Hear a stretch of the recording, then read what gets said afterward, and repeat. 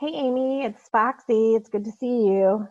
We just went out for a walk and it's raining. So I'm a little wet and so are the dogs. But anyway, I've got 30 minutes to talk to you about your new moon total solar eclipse and the full moon lunar eclipse. So the new moon total solar eclipse, and I will send you these charts as well. This is happening on the 2nd of July. I set this eclipse for you for Girdwood because that's where you are located. And if you notice, this is happening in your 8th house of sex, death, and rebirth. And you actually have a lot of squaring energy coming off of this. And quite frankly, it looks like technically there is a Grand Cross. Now, the Grand Cross is connected to Pluto and Capricorn down here. So there should be a red line here, drawn here too. But I wanted to address this because it's touching many areas of your life. So, for example, this eclipse is happening at, I believe, it's happening at 12:16 p.m. Pacific Standard Time for you. So sex, death, and rebirth, again, this house here is ruled by Pluto, but for you, it's ruled by Cancer. And this is going to be conjuncting your moon, your emotions. And all of this stuff has, it has an injunction or a quincunx that comes down here to Mars, which is in your 3rd house. So this particular solar eclipse has a lot to do with Mercury and your mind. And obviously, this is your action and your passion, which is in your 3rd house of Gemini, which is ruled by Mercury. And this is your emotion up here, which is actually conjunct, right? And then it is squaring your Uranus retrograde. It is coming down here to square your Chiron in Aries. And then it's coming over here to square Pluto and really technically Saturn more so than Pluto and your south node, or the south node of collective, pardon me. So this is a lesson. You're learning some kind of a lesson. And there's a tremendous amount of positive energy in this particular new moon solar eclipse. So here's what I would say to you. In the area of sex, death, rebirth, business partners, you may be in the process of reinventing yourself or your business that you have created. I looked at your lunar chart, obviously, and there's a lot of kind of midheaven stuff happening. And so I can see how, as we go through this process, it takes about 6 months for the eclipses. It can even take up to 12 months, but typically about 6 months for this stuff to start really changing for you. But this is all about your mind and how you feel about things. So it's a balance between your mind, your passion, your feelings, and it has to do with kind of recreating who you are, which I know you've been going through that process for a while. The other thing too that's really important to note is this particular, this is at 10 degrees, and then the north node is right here for the collective. So that's for the entire collective. So anyway, this Grand Cross is going to be connected by Uranus, your Uranus, and Chiron, your Chiron. So opportunities, future, this is happening for you in your 11th house of Libra. So you're looking for some balance. 5th house of fun. So creativity, fun, excitement, and romance. I do see an opportunity for you. Even though you don't have a tremendous amount of stuff happening in your 7th house right now, I think you do have some stuff coming. And so this would be the other opposition in this Grand Cross would be from the moon down to Saturn. So this is about learning about your feelings and making sure that you're not being led by your feelings, but you're acknowledging your feelings. Having wise decisions based off of your gut instincts, right? And it could be that that moon and that sun, the sun is the ego, the moon is the emotion. That is really connecting to Saturn in um, this particular time frame. And Saturn is in the second house for you, and the second house is your ability to earn money and your earning potential, but it's also your social profile. So learning how to manage your social profile is going to assist you in handling and bringing in your income. So something you really want to pay attention to in the future. The other thing that's important to note is your south node is in a quincunx down here with Saturn as well. And it's part of this grand cross, but this is a past life expression. So this tells me that in your past life, you've come to this crossroads before. So it's a good time to tap into the collective unconscious, um, maybe even a past life regression. And maybe in the past, this opportunity has come up for you before, and maybe the way you handled it wasn't appropriate, or maybe it didn't work the way you wanted it to. And so this is an opportunity to kind of heal that karma. Now, this again can take up to 6 months or longer, depending on how these processes evolve for you. You also have a tremendous amount of really positive energy. Your sun is sextiling Mercury, communication. Your moon is obviously conjunct the sun, right, in this equation, because your moon is right there. So again, your ego and your emotions, aligning those two things, very important. The moon is sextiling your Uranus.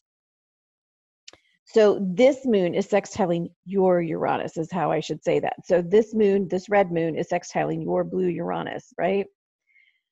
So that sextile is positive energy. And think about this. This is rebirth, and this is groups. So again, that speaks to the work that you're doing, which is you're working with groups. You've got Mercury is sextiling the sun. So your Mercury is actually sextiling the sun. And you'll see these little sextiles down here to your moon, but it's sextiling the sun at this moment. And so that's like incredible insight. Your Venus is also part of this sextile. So things that you love, things that you value. This is an incredible time for you to connect to your higher self, to connect to the universe. Really great day to go out in nature and meditate. Go out and talk to the spirits of the forest. Go out and talk to Mother Moon and Father Sun. Great time to do this. So you've also got Venus is sextiling your moon. Obviously, these guys are sextiling your moon. And we've talked about that energy before. This is your 6th house of daily activities and health. This is your 8th house of rebirth. So think about rebirthing the things that you love and value. Maybe that needs some attention, or I feel like you've already been going through this process for a while. But maybe now's when you will have a breakthrough with really determining what's important to you, or really solidifying those things. And then also how you feel about this transition that you're going through, really identifying those things. You also have a grand trine going on during this time, very auspicious, between Eris over here, and technically, I guess you could say Chiron, but you've got so this is wound, this is warrior wound energy coming up to your AC, right? And then coming over here to Mars and Mercury, again, there's lots of Mercury energy in this particular new moon for you. And then coming down, that this actually connects down here to all of this energy down here. So that is fire energy, right? And we're right now currently going through this mutable grand trine, or pardon me, mutable T-square that's going to be a mutable square tomorrow, grand cross square. And so this is Leo, Sagittarius, and Aries. So this is fire. So right now, the time frame we're in currently in June, this is really setting you up. This is getting you ready to move forward with action to some degree. Remember, Leo is fixed, Sagittarius is mutable, Aries is cardinal. So mutable is changeful. Aries is going to be actionable, and then Leo is going to be kind of like, okay, let's hold up here, let's see what needs to be adjusted. So even though it's fire, it's great, tremendous passion and energy. There's still, the wrestling between the mutable, the fixed, and the cardinal. But with the mutable and the fire, to get the mutable fire and the cardinal fire, that's really going to give you a lot of impetus to move forward. So that's in the middle of all of this, and it's in the middle of that Grand Cross. And the Grand Cross is, it's a cardinal cross for you. It's happening in Aries, Cancer, Libra, and Capricorn. So this is really about pushing forward and forward movement. So let's talk about the lunar eclipse. I want to run out of time on you here. Okay, it's going to be difficult. Let me try this again. Sometimes it's sensitive. Okay, so let's look at the difference in this energy. So notice that you still have these injunctions going on, and this is the 16th. This is the full moon lunar eclipse on the 16th. This is going to be happening. Let me just double check the time for you. When I wrote it down, I want to make sure that I get it correct. Pacific Standard Time is 2:38 p.m. Pacific Standard Time for this guy. So remember, a lunar eclipse is, we're going to have, this is a full moon. So this means that the sun and the moon are going to be opposing each other. The moon is in Capricorn.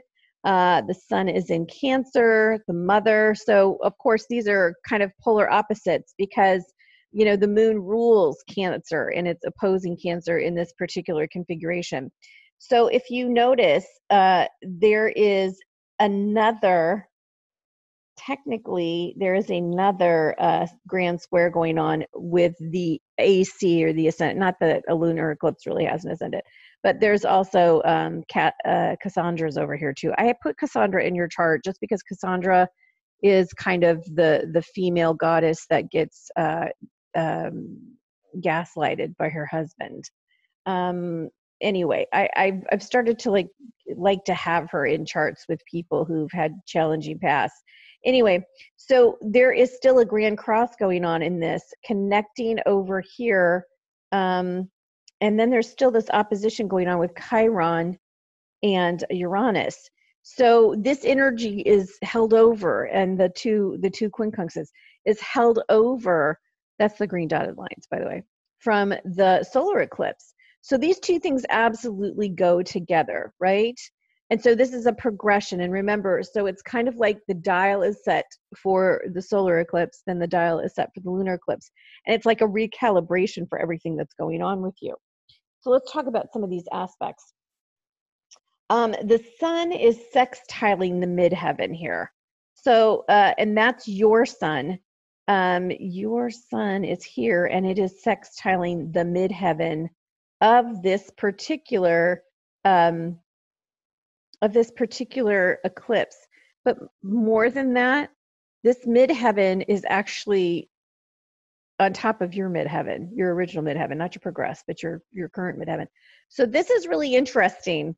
So again, I feel like this is bringing up great changes, sweeping changes in your work and career life, and kind of a duality as well. Because there's this, Gemini energy, and there's kind of a duality because you have this business, you have this this thing that you've created and that you're working, you're doing, and these other opportunities, but you still kind of have one foot in the corporate world, and that for greater or lesser, you know, import, that is helping you to some degree. The other thing that's going on during this time is you have this T square. Um, you have this T square here between your Venus and Mars of the solar eclipse and your Mars. So it's like a Venus, Mars, Mars kind of T square. So this is again about passion. This is again about uh, focusing on the things that you're passionate about. Uranus for this particular eclipse is right here on top of your Venus. And so that creates tremendous opportunity for establishing new passions. Again, continuing on with the theme of adjusting the things that you are passionate about, the things that are valuable to you, and those things will continue to shift. And that is going to happen over the 6 to 12 month time period where these eclipses are kind of recalibrating for you. Pardon me. So this eclipse, of course, is impacting still your 8th house and your 2nd house. So again, this is other people's money and your money, your ability for money. So I see this again as, and because of the midheavens lining up over here, I see this again as you kind of recalibrating your career focus in this world. And you still might keep your foot in that corporate position, just as, you know, having a backup or something else might be coming up for you. There's technically here a mystic rectangle. It's not drawn out, but I will show you where it is.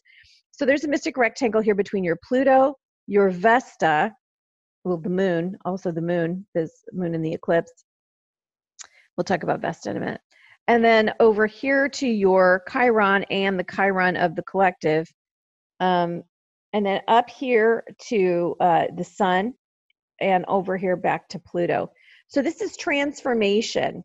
Transformation is happening in the 2nd house of earning potential, money, social profile, happening in your 5th house of fun and romance and children, happening in your 8th house of sex, death, and rebirth and other people's money, business partnerships, contracts, legal stuff. And then again over here, Pluto in your 10th house of careers. So this says to me that right now you've got a tremendous amount of really positive flowing energy. And somehow or other, the cross that's happening here is between Chiron and Pluto, and over here, the sun, and down here to the moon. So this has to do with ego, has to do with emotions, has to do with transforming those things to heal a wound. And so that is really kind of the purpose of having all of this sextiling and trining positive blue energy on top of this challenging oppositional energy, right? So this time may feel a little pressury to you, a little sensitive. The other thing that's going on is you've got Juno here, and she is making a past life expression, a sesquiquadrate, down here to your ascendant. And so it could be that your identity is, you know, Juno is the wife of Jupiter. She is the queen. She is also a scorned woman because her husband cheated on her all the time. But at the end of the day, she still has the legality of being his wife, and she's still in charge. And so there could be some past life stuff that you're releasing in regards to responsibilities that maybe no longer serve you. And this, interestingly enough, is coming down here for this little quintile, down here AC, down here to your Pluto and your Saturn, and you know, of course, the South Node's down here. So this is a little bit of karma cleanup that's going on here in regards to learning and having to do with your social profile. So there's some of that going on. The other thing that's important to note is Mercury at this time will be in retrograde, and it's going to be in the early degrees of Leo up here while this is going on. And, you know, it's, what can I say about Mercury? Mercury has a lot to do with these eclipses for you. So the way that you are processing information, um, particularly information that you get through meditation or channeling or whatever you do, it's really about connecting to the universe and to the power of these eclipses. I think you might be having some really crazy ascension symptoms during these two, well, maybe the whole month of July if you're not already starting to experience it. But there's a tremendous amount of energy, a lot of past life stuff that's getting healed. It's almost like you're totally being recalibrated for something different. I was trying to think if there was something else I wanted to definitely pay attention to um, these injunctions, because the injunction before was going directly to your Mars, and now it's going to your North Node in Aquarius in the third house. And again, third house ruled by Mercury. I just really think that your mind is going to go through some serious expansion during this next month as a result of these eclipses. And the way that you think and the way that you process is going to probably exponentially speed up. And I think that has a lot to do with Uranus retrograde and Chiron.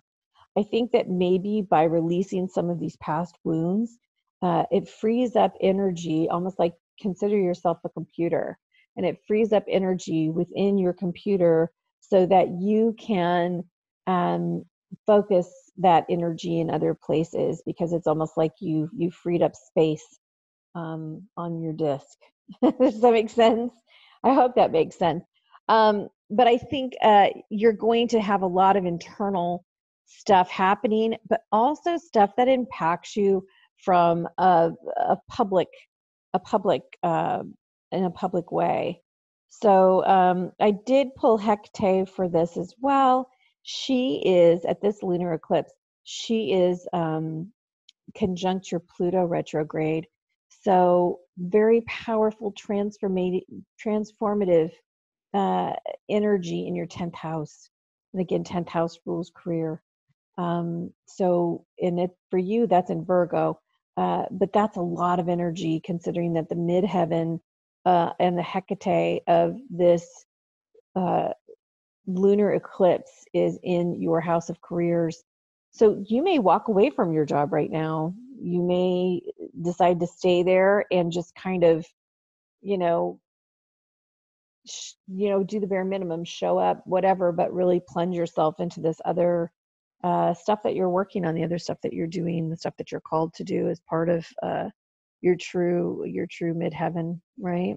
Anyway, it's going to be intense, but remember this energy, intense as it is, great time to connect with the universe, great time to talk to the moon, go out in the moonlight, soak up the moonlight, um, connect in with your dreams, lucid dream, meditate, but also a really incredible time to, um, allow these transformations to start happening. You may feel them, and again, you may have crazy ascension symptoms during this time. Um, so, I don't know how you experience ascension symptoms. Um, it may be dizziness, it may be um, low energy, it may be high energy, whatever it is. You probably know your triggers by now, but really pay attention to those moments when you start to acknowledge those things, because I think when those things are happening, you're going to be getting some major downloads. And just if you can open yourself to those, really allow those to come through, I think this could be a really transformative period for you. But again, this energy will last 6 to 8 to 10 to 12 months, depending on what else is allowed in your chart. But a lot of really A lot of really good energy, and it's impacting a lot of areas of your chart. Lots of your chart is changing. And again, I think I mentioned this, but you've got Mars retrograde trining your ascendant. Again, a marker that you are going back over and reevaluating how you are communicating. And this is some kind of an adjustment from your past with your authority as a female. So it's interesting stuff.